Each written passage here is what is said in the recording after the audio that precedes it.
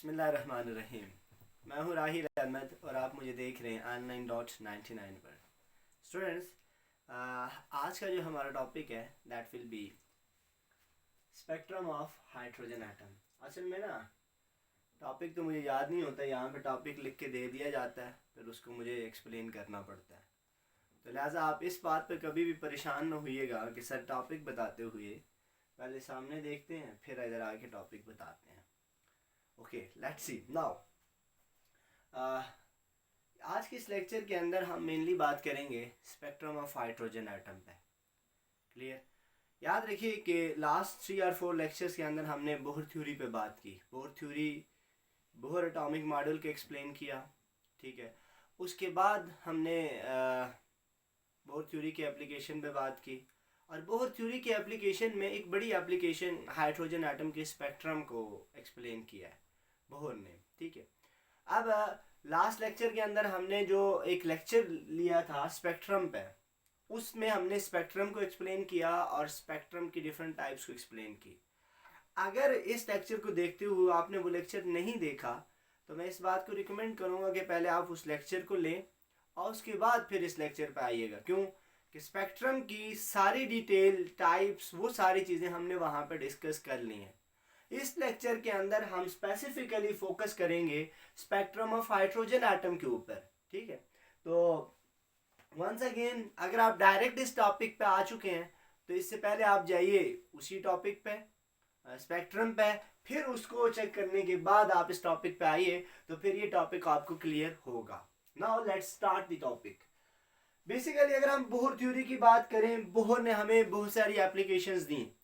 उन एप्लीकेशन से जब हम बोहर एप्लीकेशन को लेके या बोहर थ्योरी को लेके कैलकुलेट करते हैं फ्रीक्वेंसीज, वेवलेंथ, और उसको फिर एक्सपेरिमेंटली हाइड्रोजन एटम से या हाइड्रोजन गैस को जब डिस्चार्ज ट्यूब में इंक्लूज किया जाए, कंपेयर करते हैं तो दोनों एक दूसरे के साथ एग्री करती हैं।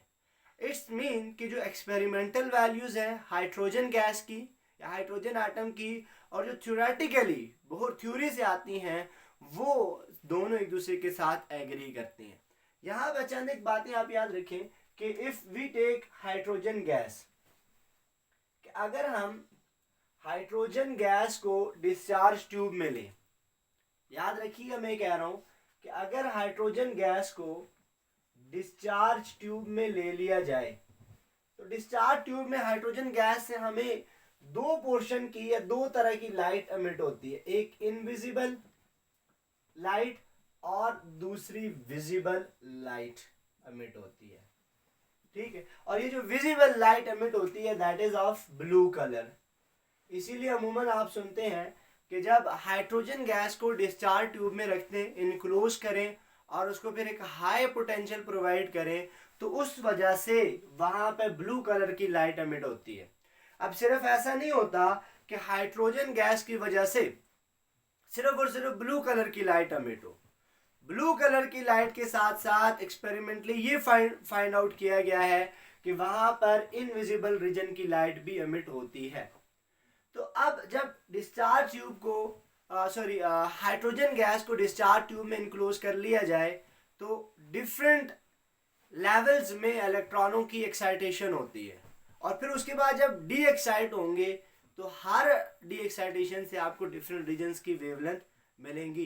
तो हाइड्रोजन गैस को इनक्लोज करने से हमें 5 different series of spectral lines मिलती हैं, 5 सीरीज ऑफ स्पेक्ट्रल लाइंस। और इन स्पेक्ट्रल लाइंस को डिफरेंट साइंटिस्ट ने डिस्कवर किया है, तो उन्हीं के नाम की बेस पर इन सीरीज को नाम दिया गया है, ठीक है।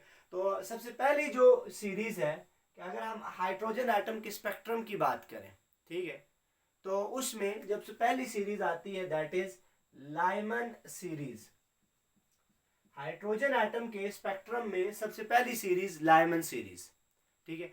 अब लाइमन सीरीज का क्या मतलब, देखिए मैं इसको जरा यहां पे एक्सप्लेन करता हूं।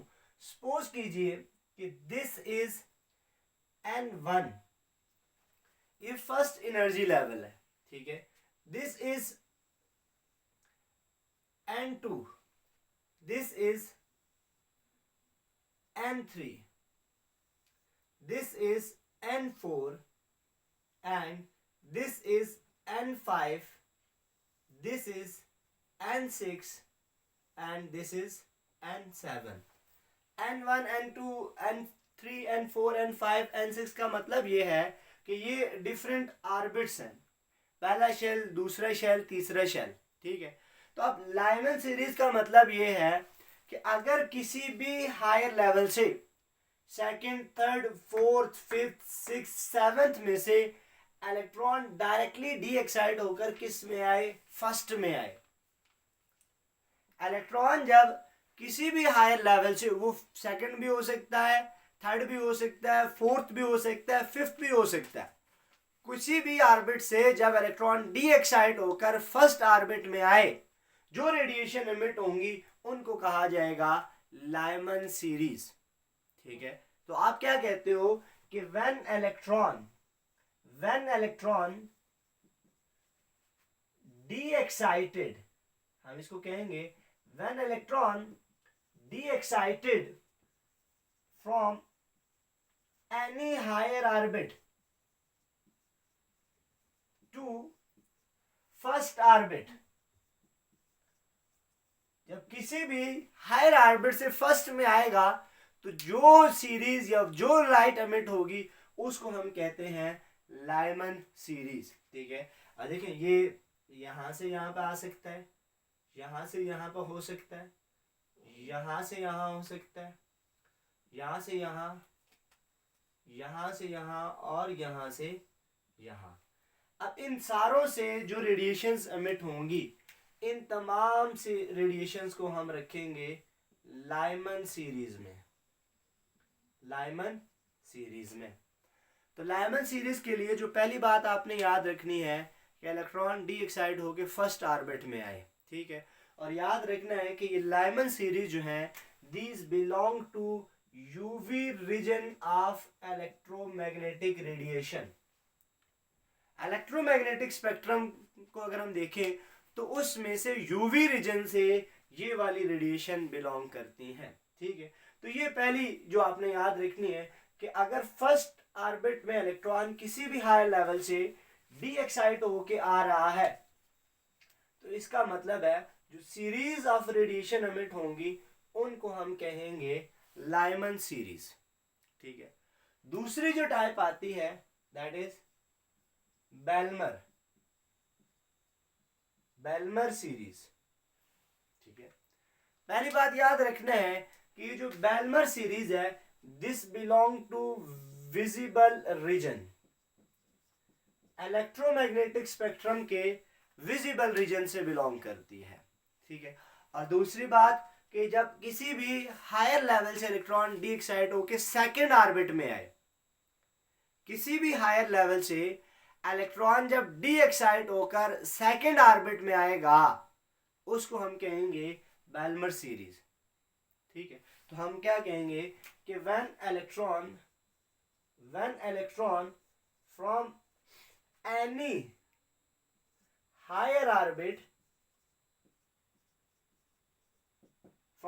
Higher orbit de excited to second orbit, जब किसी भी हायर ऑर्बिट से डी एक्साइट होकर सेकेंड में आए तो हम उसे क्या कहेंगे, बेलमर सीरीज। लेकिन यहां पे कैसे शो करेंगे, देखो इसको कि यहां से यहां पर, यहां से यहां, यहां से यहां, या यहां से यहां, या फिर यहां से यहां, इसको हम क्या कहेंगे, ये जितनी भी रेडिएशन एमिट होंगी ये सारी की सारी क्या कहलाएंगी, बेलमर सीरीज, बेलमर सीरीज, क्लियर है। तो ये दूसरी टाइप आ जाती है, हाइड्रोजन की स्पेक्ट्रल लाइन में ये दूसरी रेडिएशंस हमें जो मिलती है, ठीक है। और ये सिर्फ और सिर्फ विजिबल रीजन में है। तीसरी लाइमन बेलमर पैस्कन, तीसरी सीरीज है पैस्कन सीरीज। अब यहां पर था फर्स्ट, यहां पर था सेकंड और यहां पर क्या आ जाएगा, थर्ड। तो बात क्लियर होगी है कि जब किसी भी हायर ऑर्बिट से इलेक्ट्रॉन डी एक्साइट होकर किस में आए, थर्ड ऑर्बिट में आए, जो रेडिएशन एमिट होंगी उनको हम रखेंगे पैस्कल सीरीज में, ठीक है। तो अब आप याद रखो कि व्हेन इलेक्ट्रॉन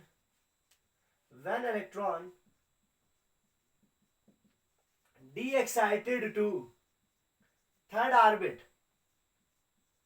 जब इलेक्ट्रॉन डी एक्साइट होकर थर्ड ऑर्बिट में आए तो हम उसे क्या कहेंगे, Paschen series. Clear, that's great. और ये याद रखना कि ये किस रीजन से बिलोंग करती हैं, ये बिलोंग करती हैं near I R region, near I R region. अब मैं इसको एक्सप्लेन करता हूं कि ये नियर आई आर रीजन का क्या मतलब है। नियर आई आर रीजन का क्या मतलब है, देखिए Paschen series near I R region से बिलोंग करती हैं। याद रखना है कि इलेक्ट्रोमैग्नेटिक स्पेक्ट्रम को जब हमने डिस्कस किया था तो आपको याद हो यूवी के बाद विजिबल, विजिबल के बाद आईआर, आईआर का वो पोर्शन जो विजिबल रेडिएशन के नियर हो उसको कहा जाता है नियर आईआर। आईआर के 3 पोर्शन बनाए जाते हैं, नियर आईआर, मिड आईआर, फार आईआर। तो ये जो नियर, मिड, फार की बात की जा रही है that is with respect to visible region. क्या हम उसको विजिबल रीजन से कंपेयर करके कह रहे होते हैं कि this is near to visible region, this is far to visible region. तो आपने ये नहीं कहना कि नियर आईआर का मतलब है आईआर के करीब, नियर आईआर का मतलब आप ये कहोगे कि विजिबल के करीब।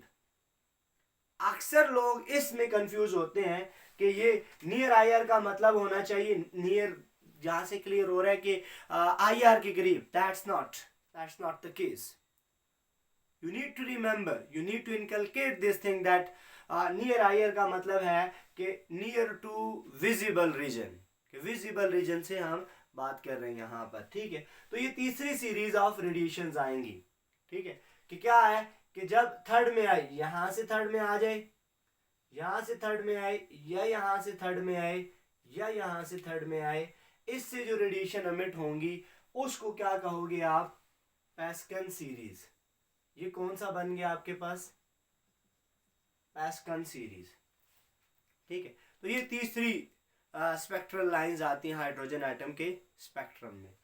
Number 4 Brackett series. अब ये यहां पे क्लियर, ब्रैकेट का मतलब, ब्रैकेट सीरीज का मतलब क्या होगा कि अगर पहले वाला फर्स्ट में था, दूसरे वाला सेकंड में था, तीसरे वाला थर्ड में था, तो ये फोर्थ में हो गया। इसका मतलब ये है कि जब इलेक्ट्रॉन किसी भी हाई लेवल से डी एक्साइड होकर थर्ड ऑर्बिट में आए तो उससे जो रेडिएशन एमिट होंगी उसको हम क्या कहेंगे, ब्रैकेट सीरीज। तो आसान लफ्जों में हम लिखेंगे कि when electron de excited to fourth orbit, शायद मैंने बोलते हुए ये बात कह दी हो कि थर्ड, नो, फोर्थ सीरीज है, ब्रैकेट सीरीज है। तो याद रखना है कि जब इलेक्ट्रॉन किसी भी हाई लेवल से डी एक्साइट होके फोर्थ ऑर्बिट में आए that will be known as Brackett series, ठीक है। और याद रखना है कि this belong to mid IR region, this belong to mid IR region, that's okay. तो अब आप यहाँ पे क्या कहेंगे कि ये यहां से यहां, यहां से यहां, या यहां से यहां, ठीक है। तो हम इसे क्या कहेंगे, that is bracket series, clear.